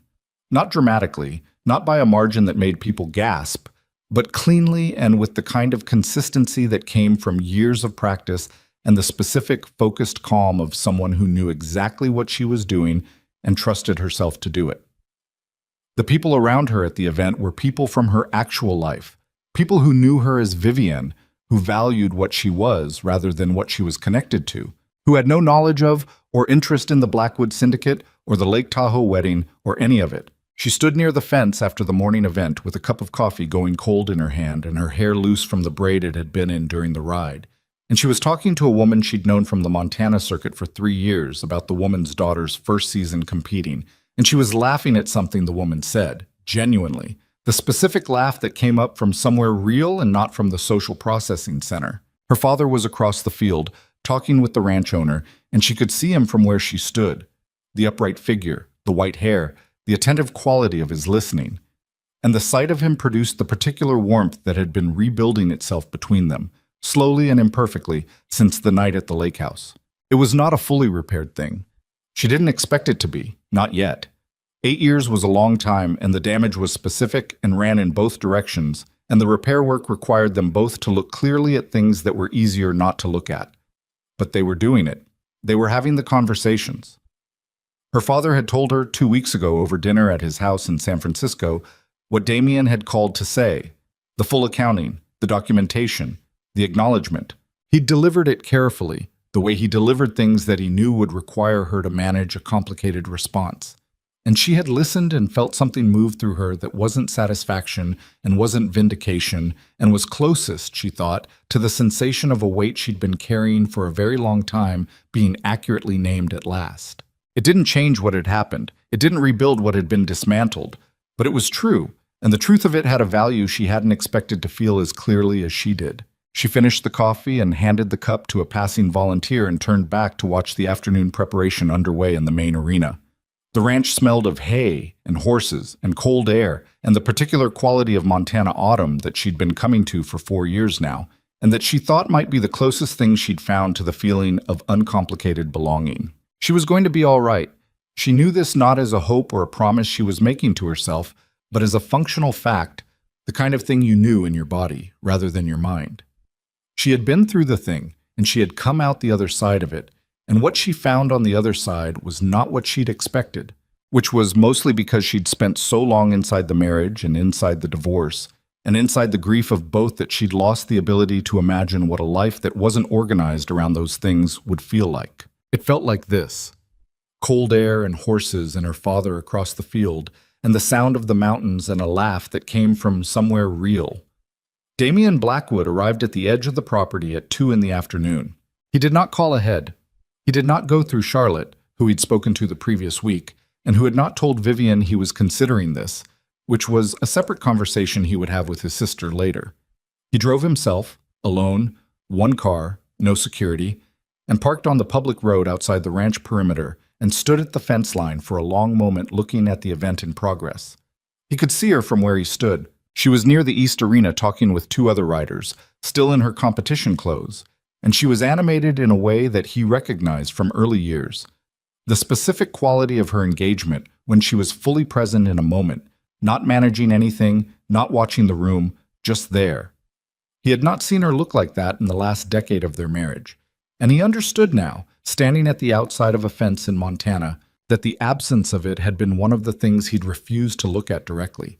The slow dimming of her, the way she'd become quieter and more careful and more watchful, and how he'd told himself it was maturity or the natural settling of a long relationship rather than the accurate thing, which was that she'd been spending so much of herself keeping everything running that there was less of her left for the parts of life that were supposed to be hers. He had done that.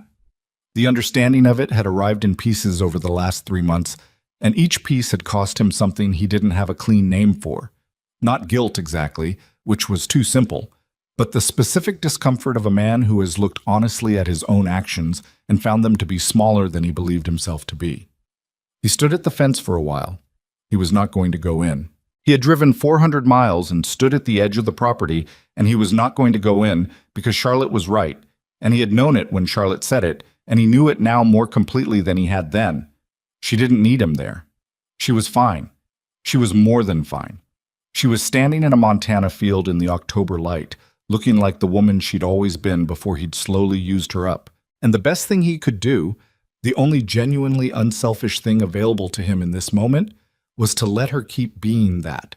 He watched her for a few minutes. At one point, she glanced in the direction of the fence line. He wasn't sure if she saw him.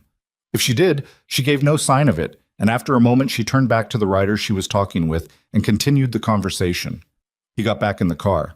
He sat with the engine off for a minute, looking at the ranch through the windshield. The mountains were behind it, gray and permanent, and the aspens along the creek at the property's edge had gone to gold in the autumn cold. A pair of horses moved in the far paddock with the slow, indifferent grace of animals that had no relationship to any of this, to the accounting or the wreckage or the late-night conversations at lake houses or the empire that had shrunk to a functional size. Just two horses moving through a gold afternoon because that was what they did. He started the car. He had still a significant amount of work to do. The syndicate in its smaller, cleaner form required decisions he hadn't finished making. There were relationships to rebuild and relationships to let go. There were things he was going to have to stop being in order to be something else. And he was 41 years old, and he was not certain he knew how to do that, but he was going to find out. What he was not going to do, he understood this with the same flat, functional clarity with which he understood most things that mattered, was wait for Vivian Holloway to be the answer to any of it. She had been the answer long enough. She had carried the weight long enough, and quietly, and without credit, and the most honest thing he could do with the understanding of that was to stop expecting her to carry anything that belonged to him. He pulled onto the road and drove north, away from the ranch, away from the gold aspens and the gray mountains and the woman in the East Arena who was already turning back to her life. The sun was dropping toward the western ridge, and the light was the particular gold of late afternoon in the high country, the kind of light that makes everything look briefly and completely right. And Vivian Holloway felt it on her face and closed her eyes for a moment, just one moment, and breathed it in. Then she opened her eyes, turned back to the arena, and rode.